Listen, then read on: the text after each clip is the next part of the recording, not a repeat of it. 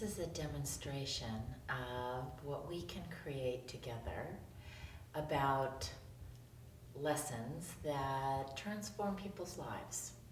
And I am a religious science minister and have served in a congregation for the past 20 years. And I'm ready to return to that inner light within and allow it to lead to whatever is next for me. So I kind of trust that that is the way that the universe works, that we are each endowed with a higher idea in the center of our beings, that we are sourced and animated. You can call it God, Spirit, Christ consciousness, the higher wisdom self within. That has created us. None of us have created ourselves. We are created out of and made in the image and likeness of the divine. So like an acorn already knows how to be an oak tree, each one of us already knows how to be ourselves perfectly. Our journey on earth, our earth school experience is uncovering who we are meant to be, letting go and shedding our domestication, as Don Miguel Ruiz would say. We've been domesticated in order to be human beings and be socialized. But at the center of each one of us is a divine idea that already knows us and loves us and celebrates us and is having its life as us.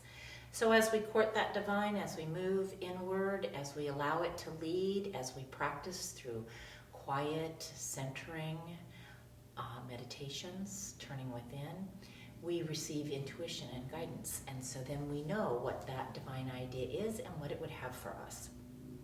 Most of us have the amazing opportunity to balance our humanity with our spirituality. Spirituality is already perfect, it's whole and complete, it's everywhere present. God has made this universe, this cosmos, which contains more than one universe, out of itself. And in the beginning, it named itself good. We, in our human experience, are evolving into that truth of our wholeness. And so it appears that we miss the mark, that we err, that we have challenges, that we carry heartaches with us.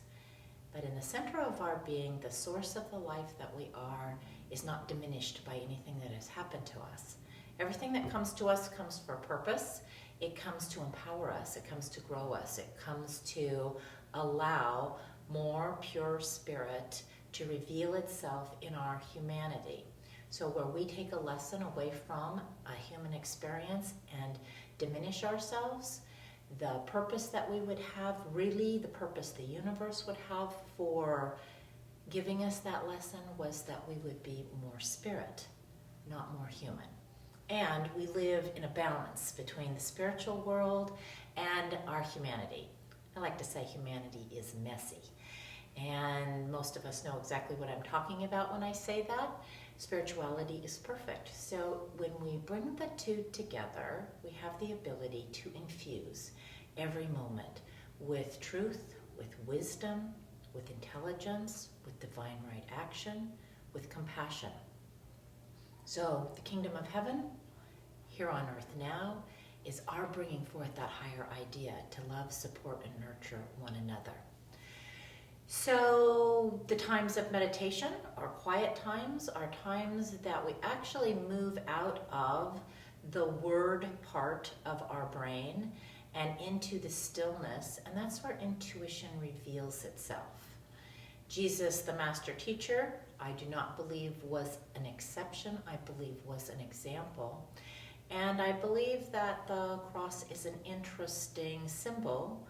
I don't care for the crucifix, but the cross stands for really anchoring ourselves to the infinite, into Mother Earth, and to know that that is a connection that we make with the divine, into our humanity, and down into Mother Earth that we nurture. And then this piece of that particular symbol is how we come out and how we relate to one another. When we're talking about unity and oneness, one of the frightening things for us is if we were to open ourselves this way, many of us would begin to take in everybody's energy and feel a lot of the ebb and flow of humankind, of collective consciousness, race consciousness, or herd consciousness, like we're a group of animals that are moving together for survival. as opposed to our being aligned to the higher self, centered in my being, anchored in my humanity.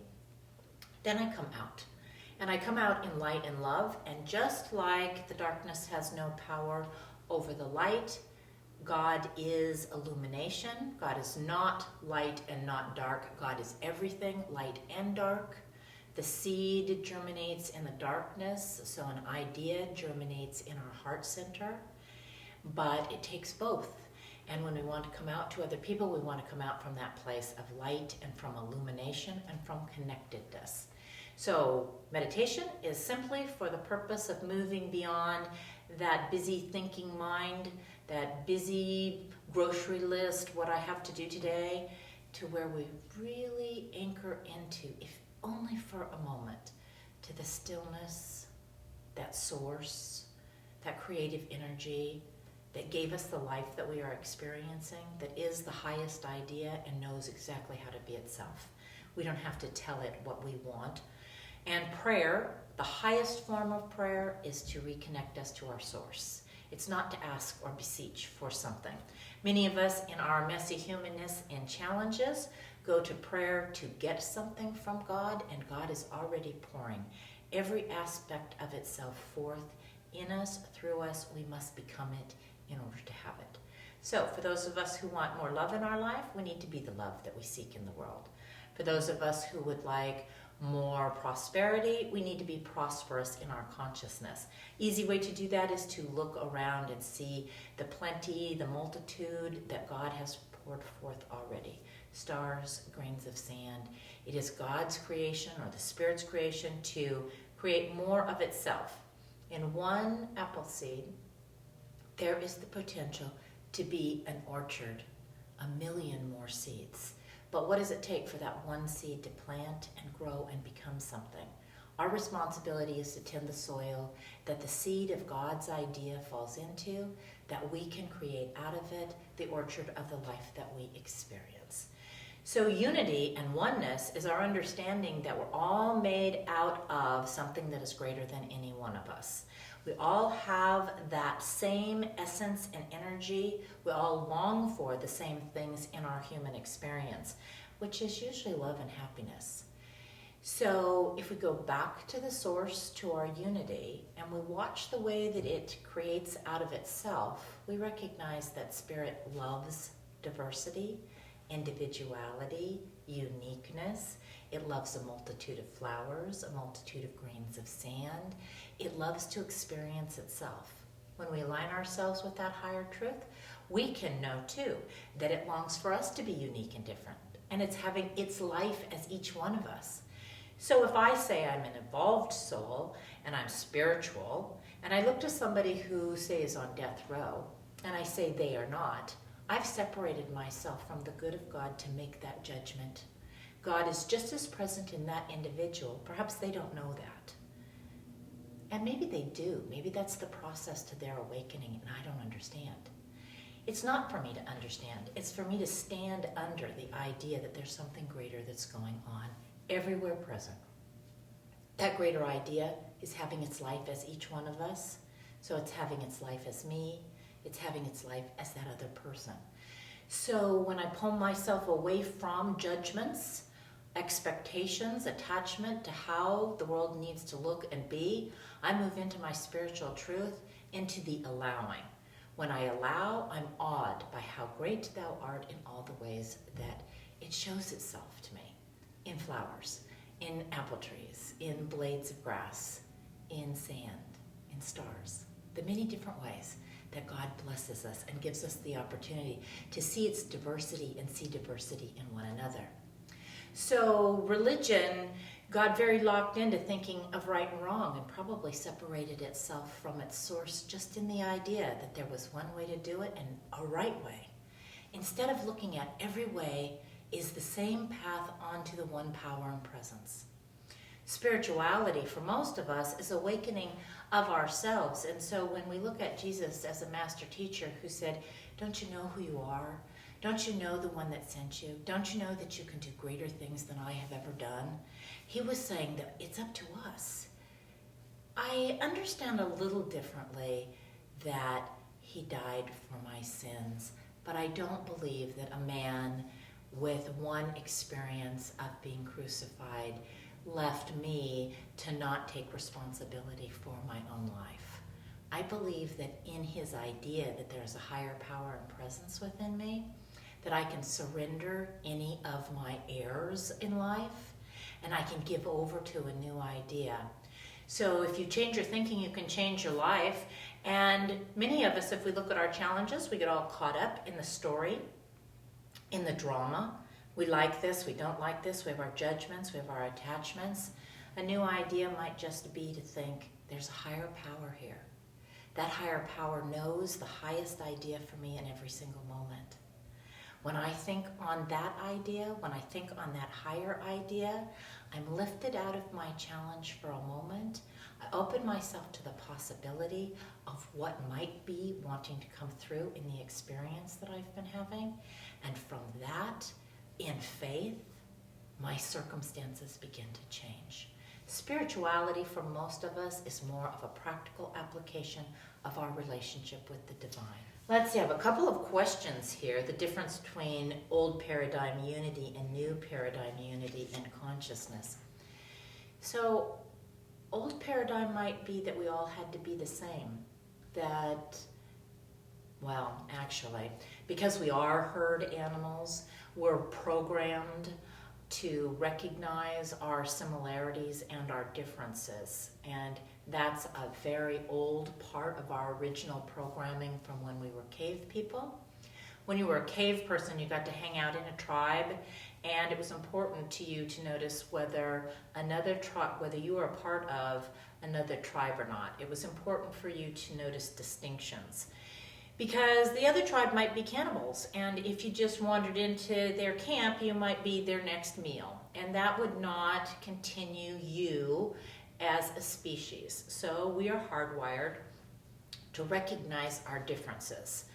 Then we want to connect, to be in connection with people, and today brain research is showing that the brain is developing new structures to recognize different things in people than we were originally wired to notice. Now we're wired to notice compassion, because we're beginning to understand that we're going to live 80, 90, or 100 years, and if we don't find compassionate people as we journey through life, we won't find the people that will be able to take care of us and love us as we age. So we are beginning to change up the way that we think in the world, and I would guess that that has to do with how communication has connected the whole world. When I was a young adult, I watched on TV what was happening halfway around the world, and it was days after it had happened.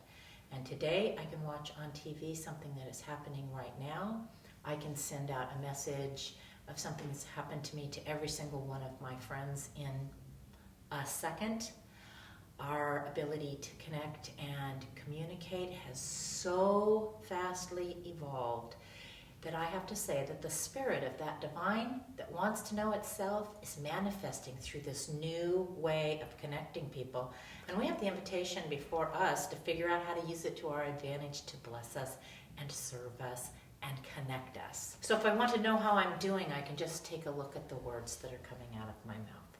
If I'm speaking of love and possibility, of power and connectedness, if I'm silent when I don't have anything else to say, when I find that I have something that is harmful or hurtful to say, if I can sit with that and ask what the gift in it for me is, quite often, if I take the time to be in the quiet, to come out into the world, coming out into the world, the invitation for all of us is to come out in love and light, to come out and be the blessing that you want to see. The Dalai Lama said we need to be the change that we want to see in the world. That's the invitation to all of us, and I'm grateful. Thank you.